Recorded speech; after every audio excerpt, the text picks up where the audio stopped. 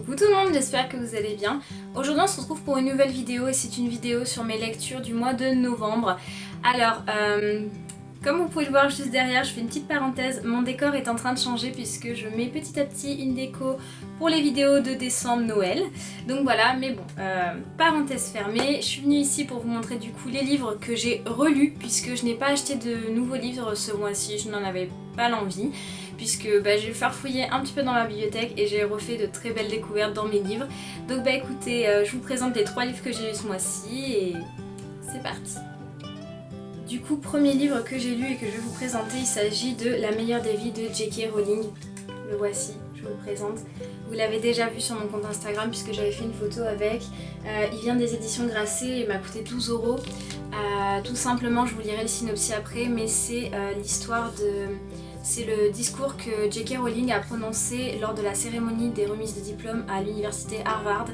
Et j'aime beaucoup ce livre, même s'il est très petit comme vous pouvez le voir. Je l'aime beaucoup parce qu'en fait, ça m'a permis d'ouvrir pas mal les yeux sur certaines choses. Vous savez, quand on se remet un petit peu en question, qu'on cherche un petit peu des réponses, ce livre-là, moi, m'a beaucoup aidé puisqu'en fait, c'est la vision de la vie et du monde par J.K. Rowling. Donc voilà.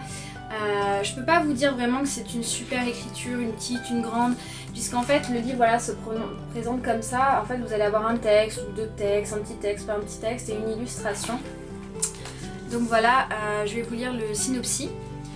Alors, invité à prononcer le traditionnel discours annuel lors de la cérémonie de remise des diplômes de fin d'année à l'université Harvard, J.K. Rowling a transformé ce rituel convenu en un témoignage très personnel dont chacun peut tirer une véritable leçon de vie. Puisant directement aux sources de sa propre expérience, dont elle nous confie des épisodes méconnus, l'auteur dégage ici avec émotion, acuité et ironie des principes qui aideront toute personne à la croisée des chemins à méditer sur le sens de l'existence en général et de sa vie en particulier. L'auteur souligne notamment les bienfaits insoupçonnés de l'échec et l'importance de l'imagination, non seulement comme faculté de création mais comme pouvoir d'empathie. La nature des sujets abordés et la puissance intemporelle de ce bref ouvrage circonstanciel en font un grand livre de sagesse éternelle.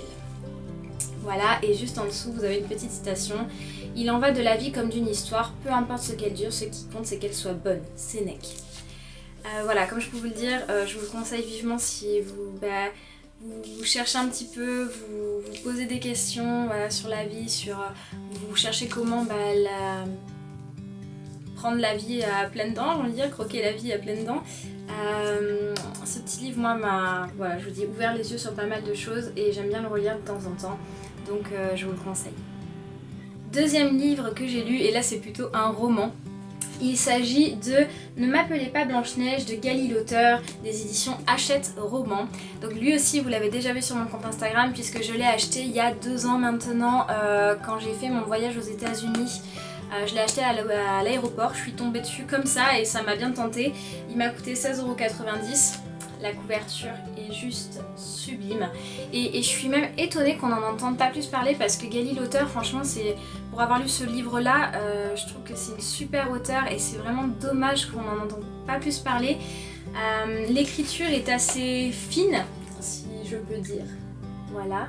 Et ce que j'ai beaucoup aimé dans ce livre en fait, c'est que ça rallie les contes avec la vie d'aujourd'hui, la génération d'aujourd'hui plutôt. Je sais qu'elle en a écrit un deuxième sur Cendrillon, mais je ne me rappelle plus le titre exact. Si je le retrouve, je vous le mettrai en barre d'infos. Mais moi, celui-là, je l'ai kiffé. C'est celui qui m'a redonné le goût de lire. Voilà, pour petite anecdote. J'avais pas le temps de lire avec mon travail, donc j'ai arrêté. Et quand j'ai fait mon voyage aux États-Unis, j'ai dit bon, voilà, j'ai acheté un livre puisque j'ai plusieurs heures d'attente dans les aéroports, plusieurs heures de vol. Je vais m'acheter un livre et on verra bien. Et je l'ai dévoré et il m'a redonné le goût de la lecture, donc j'étais hyper contente et ce livre-là il est génial.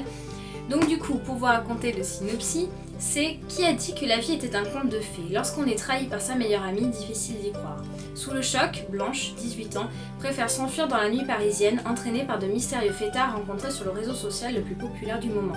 Si la magie devient virale, une princesse peut-elle s'en sortir avec pour seules armes sa répartie et son téléphone? Oserez-vous croquer cette pomme d'amour et découvrir le cœur des princes de votre entourage? Voilà, je l'ai trouvé d'enfer, vraiment d'enfer. Il me tarde de trouver du coup le livre que je vous disais sur Cendrillon par la même auteure parce que vraiment j'adore son univers et il me tarde de lire les prochains et j'espère que vous, celui-là vous intéressera. Et dernier livre que j'ai lu du coup ce mois-ci, il s'agit de Toi, moi, Paris et le reste de Adeline Ferrigno aux éditions pareil Hachette Roman. Pourquoi j'ai choisi des livres qui se passent à Paris? En fait, je cherchais des livres qui se passent en France, puisque comme vous le savez, quand on lit un livre, on s'imagine l'histoire, et c'est encore mieux de connaître les endroits, puisque du coup, on est vraiment plongé dans l'histoire et vraiment plongé dans le livre. Et donc du coup, c'est ce que je cherchais, moi qui ai visité un petit peu Paris, j'arrive à me retrouver, donc du coup, c'est encore mieux. Donc ce livre m'a coûté 18 €, il a une écriture quand même assez fine. Moi, ce que j'adore, voilà, c'est surtout sa couverture, et là vous allez voir sur le petit côté, là juste là on voit la petite tour Eiffel que j'adore. Du coup je vais vous lire le synopsis. Vu d'aussi haut, j'ai l'impression que Paris se déploie à mes pieds, que je peux marcher sur les toits. Tout est possible, tout est à portée de main, c'est une sensation unique, tu ne trouves pas? Quand elle apprend le divorce de ses parents, Amanda a l'impression que son monde s'effondre. Julian, lui, part à la dérive depuis le décès de son père. Le soir où ils se rencontrent à une fête, l'attirance est immédiate. Mais la réputation de tombeur de Julian le précède et Amanda déchante très vite. Des mots en l'air, un jugement trop hâtif et c'est l'explosion. Décidés à ne jamais se revoir, ces deux forts caractères ne sont pas au bout de leur surprise. Alors, je ne vais pas vous spoiler, mais c'est une belle romance avec une histoire vraiment assez spéciale, j'avoue. Voilà, je ne spoilerai pas parce qu'il faut que vous le lisiez, mais en tout cas moi j'ai adoré le lire, le relire, et je le relirai c'est sûr parce que j'adore l'histoire, j'adore le thème de l'histoire, les endroits où ça se passe, donc je vous le conseille vivement. Et voilà tout le monde, cette vidéo est terminée, j'espère qu'elle vous aura plu et que ça vous aura donné des idées de quoi lire dans les jours à venir peut-être.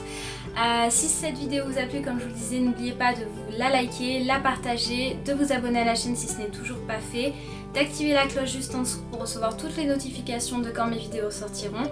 N'oubliez pas non plus de vous abonner si ce n'est toujours pas fait non plus à mon compte Instagram. Et puis quant à moi, je vous fais de très gros bisous et je vous dis à bientôt dans une prochaine vidéo. Salut!